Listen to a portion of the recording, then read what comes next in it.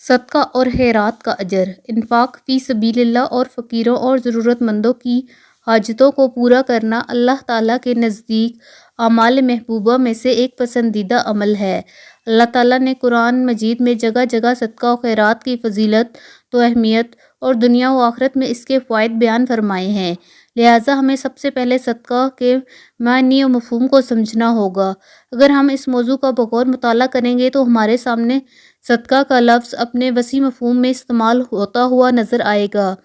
صدقے کا ان میں سے ایک مقصد یہ بھی ہے کہ اللہ تعالیٰ کی رضا و خوشنودی کے حصول کے لیے غربا و مساکین یا خیر و بھلائی کے کاموں میں خرچ کرنا صدقہ کہلاتا ہے۔ صدقہ 3 اقسام پر مشتمل ہوتا ہے، جیسے زکوٰۃ واجب جیسے نذر مانا ہوا، اور صدقہ اور نفل جیسے عام خیر و بھلائی وغیرہ کے کاموں کے لیے استعمال شدہ صدقہ۔ سورہ بقرہ میں اس چیز کو بڑی ہی تفصیل کے ساتھ واضح طور پر بیان کیا گیا ہے۔ اللہ تعالیٰ نے صدقہ و خیرات دینے والے کو عظیم الشان بدلے کا وعدہ کرتے ہوئے ارشاد فرمایا، ترجمہ: جو لوگ اپنا مال خدا کی راہ میں خرچ کرتے ہیں، ان کے مال کی مثال اس دانے کی سی ہے جس سے 7 بالیاں اگیں گی اور ہر ایک بال میں 100 دانے ہوں گے، اور خدا جس کے مال کو چاہتا ہے زیادہ کرتا ہے، وہ بڑی کشائش والا اور سب کچھ جاننے والا ہے۔ سورہ بقرہ آیت نمبر 261۔ مذکورہ بالا آیت کریمہ میں صدقہ و خیرات جیسے انفاق فی سبیل اللہ کی مثال ایک ایسے دانے سے دی گئی ہے جس کی 7 بالیاں ہوں اور ہر بالی میں 100 دانے۔ یہاں پر 7 بالیوں سے مراد 7 گنا اجر ہے، اور ہر نیکی کا اسلامی اصول یہ ہے کہ اس کا اجر 10 گنا ملے گا، جیسا کہ ارشاد باری تعالیٰ ہے، جو کوئی ایک نیکی کرے گا اللہ اس کو 10 گنا اجر دے گا۔ لہٰذا جو کوئی اللہ تعالیٰ کی رضا کے لیے اپنا مال خرچ کرے گا تو اس کو کم از کم 700 گنا اجر ملے گا، اور اللہ جس کو چاہے گا بے شمار اجر سے نوازے گا۔ اسی طرح جو لوگ اللہ کی راہ میں خرچ کرتے ہیں اور انفاق فی سبیل اللہ کے ذریعے اپنی آخرت کی کھیتی بوتے ہیں تو ان کو اللہ کی کھیتی کے پاس کئی گنا بڑھ جاتی ہے ان کی کھیتی اللہ کے ہاں۔ جیسا کہ دانے کی مثال بیان کرنے کے بعد اللہ تعالیٰ کا ارشاد ہے کہ اللہ جس کے مال کو چاہتا ہے زیادہ کرتا ہے، وہ بڑی کشائش والا اور سب کچھ جاننے والا ہے۔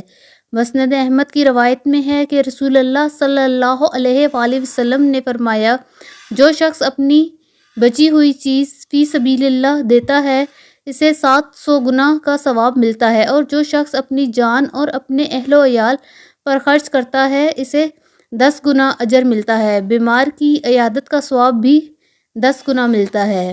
مسند احمد کی ایک اور روایت میں ہے کہ ایک شخص نے نکیل والی اونٹنی خیرات کی تو آپ صلی اللہ علیہ وآلہ وسلم نے فرمایا، یہ شخص قیامت کے دن 700 نکیل والی اونٹنیاں پائے گا، لیکن صدقہ و خیرات کا اجر انہی لوگوں کو ملے گا جو سچے دل اور نیک نیتی سے صرف اللہ تعالیٰ کی خوشنودی کے لیے صدقہ کرتے ہوں گے، نہ کہ ریاکاری کے لیے۔ لہٰذا اللہ تعالیٰ نے ان کی مثال ایک ایسے صاف ستھرے اور چکنے پتھر سے دی ہے جس پر مٹی کا دھول جمع ہوا ہو، پھر اس پر زوردار بارش برسی تو جو بھی مٹی پتھر پر تھی سب بہہ گئی۔ اسی طرح ریاکاروں دکھاوے کے انفاق کا حال بھی یہی ہوگا۔ بظاہر انفاق تو نظر آئے گا لیکن وہ ثواب سے عاری ہوگا، یعنی بظاہر تو پتھر پر مٹی نظر آئے گی لیکن جیسے ہی بارش ہوگی تو وہ مٹی بھی جاتی رہے گی۔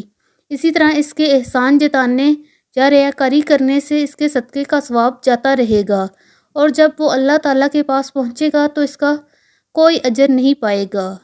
یہی وجہ ہے کہ اللہ کی راہ میں دکھاوے کے لیے خرچ کرنا کوئی حیثیت نہیں رکھتا، اور نہ ہی وہ لوگ جو اللہ کے ہاں کسی اجر و ثواب کے مستحق ہوتے ہیں۔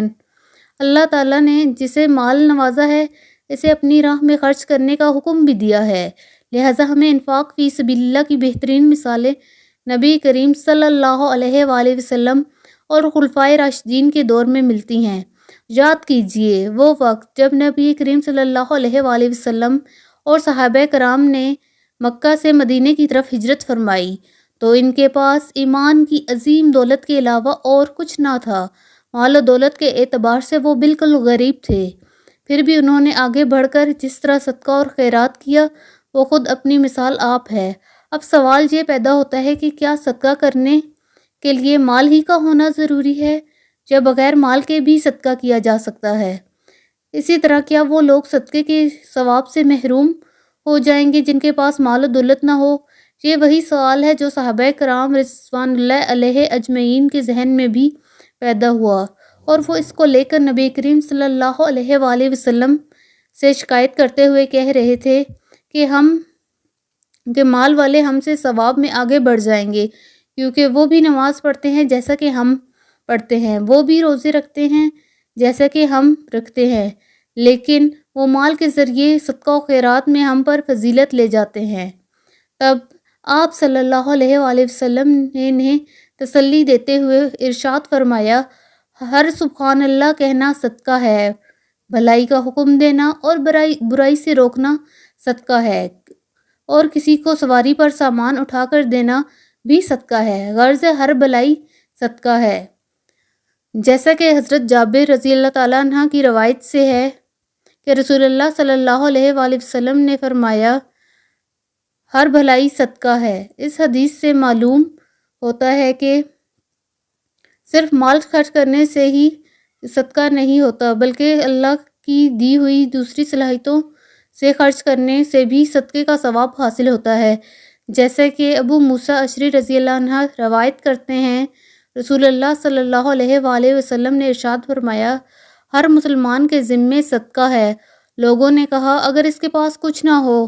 تو آپ صلی اللہ علیہ وآلہ وسلم نے فرمایا، اپنے ہاتھوں سے کام کرے اور اپنے آپ کو فائدہ پہنچا کر صدقہ کرے۔ لوگوں نے پوچھا، اگر وہ کوئی کام نہ کر سکے؟ تو آپ صلی اللہ علیہ وآلہ وسلم نے فرمایا، کسی ضرورت مند کی مدد کرے۔ انہوں نے پوچھا، اگر وہ یہ بھی نہ کر سکے؟ تو فرمایا، بھلائی کا حکم دے۔ پھر پوچھا، اگر یہ بھی نہ کر سکے؟ فرمایا، پھر برائی سے باز رہے، یہی اس کے لیے صدقہ ہے۔